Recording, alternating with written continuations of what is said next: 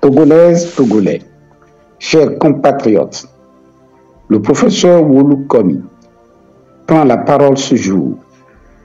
Je me permets de m'adresser à son Excellence, Monsieur le Président du Conseil. Excellence, Monsieur le Président, il y a moins d'une semaine, notre pays a connu des manifestations qui vous sont hostiles. Visiblement, ces manifestations ne vous ont guère ému, tant les piliers de votre pouvoir restent à votre sens encore solides.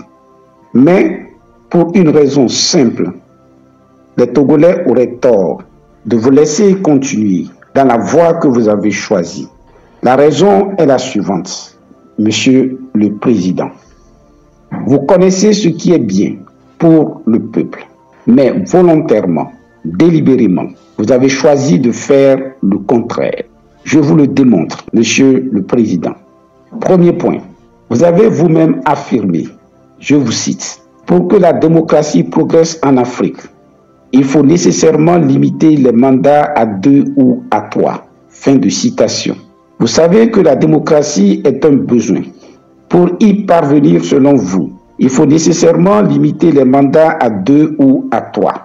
Et pourtant, après avoir fait 4 mandats, vous avez modifié la Constitution pour rester à vie au pouvoir. Excellence, Monsieur le Président, n'est-ce pas choisir le mal alors que vous savez ce qui est bien pour votre pays? Deuxième point, Monsieur le Président, vous avez dit en 2012, je cite, « Lorsque le plus petit nombre accapare les ressources au détriment du plus grand nombre, alors s'instaure un déséquilibre nuisible qui menace jusqu'en ses tréfonds la démocratie et le progrès. » Fin de citation. Votre constat est juste, mais très régulièrement, des soupçons de détournement des fonds publics dans la réalisation des travaux, des dépenses de prestige de votre entourage, des trains de vie sans commune mesure avec les revenus licites connus. Ces faits sont rapportés par les journaux. Quelle enquête judiciaire avez-vous ordonné pour que lumière soit faite et pour que les coupables éventuels soient sanctionnés? Qu'avez-vous fait de manière significative pour que la minorité ne s'accapare plus des ressources publiques? Excellence, Monsieur le Président, n'est-ce pas choisir le mal alors que l'on sait ce qui est bien? Troisième point, restant toujours dans le cadre des ressources de l'État, vous êtes personnellement accusé d'exploiter les ressources du Togo pour votre compte personnel. C'est peut-être faux, mais il se peut aussi que ce soit vrai. Vous savez que le peuple a besoin de connaître la vérité, pour autant que vous pensez que le pouvoir appartient au peuple. Vous n'en êtes qu'un délégataire, mais aucune lumière n'a jamais été faite sur ce sujet, contrairement aux attentes légitimes du peuple. N'est-ce pas faire le mal, alors que l'on sait ce qui est bien?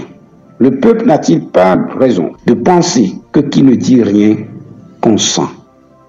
Quatrième point, vous avez récemment, à juste titre, affirmé, je cite, « Si vous gérez mal ou s'il y a du laxisme dans la gestion, vous ne pouvez pas financer du social. » Fin de citation. Monsieur le Président, depuis longtemps, vous saviez que la CET était en difficulté.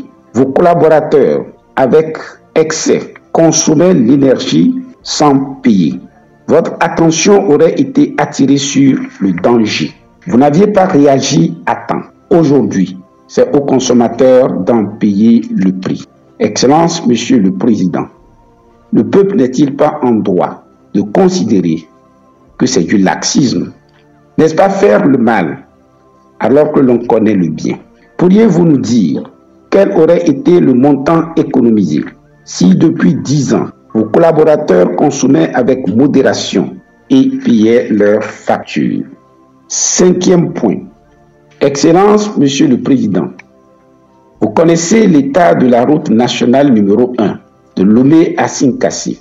Cette route est empruntée quotidiennement par des milliers de Togolais qui payent des taxes aux différents points de péage. Qu'avez-vous fait pour réduire leur peine? Un seul accident suffit à bloquer les voyageurs pour plusieurs heures. vous n'avez rien fait pour trouver une solution durable à ce problème. 6e point. Excellence, Monsieur le Président, dans de nombreux villages, les villas de luxe de vos collaborateurs sont entourés des huttes du reste de la population qui n'a même pas accès à l'eau potable. Témoignage éloquent de l'écart toujours grandissant entre vos courtisans et le reste de la population. Bien souvent, une infime partie de ces biens, souvent mal acquis, aurait permis de fournir de l'eau potable aux populations. Des écoles entièrement délabrées côtoient des villas de luxe qui ne sont habitées qu'occasionnellement. 6e point. Monsieur le Président, vous avez construit un hôpital d'un très bon niveau à Agoué. Infiniment merci. Mais est-ce que vous vous êtes demandé combien de Togolais pouvaient y avoir accès?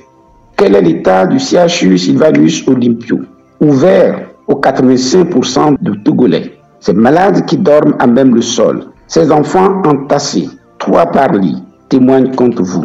Excellence, Monsieur le Président. La liste est encore longue. Nous en sommes tous témoins. Excellence, Monsieur le Président, à votre actif, vos partisans évoquent la paix dont vous seriez l'artisan. La paix est sans doute un besoin fondamental. Mais permettez-moi de vous dire que la paix n'est pas simplement une absence de guerre ou d'affrontement. Pensez-vous que ces jeunes sans emploi, à plus de 35 ans, à la charge de leurs parents épuisés par des décennies d'efforts, sont vraiment en paix? Pensez-vous que ce père de famille, incapable de procurer des soins à son enfant malade, qu'il voit mourir, est vraiment en paix?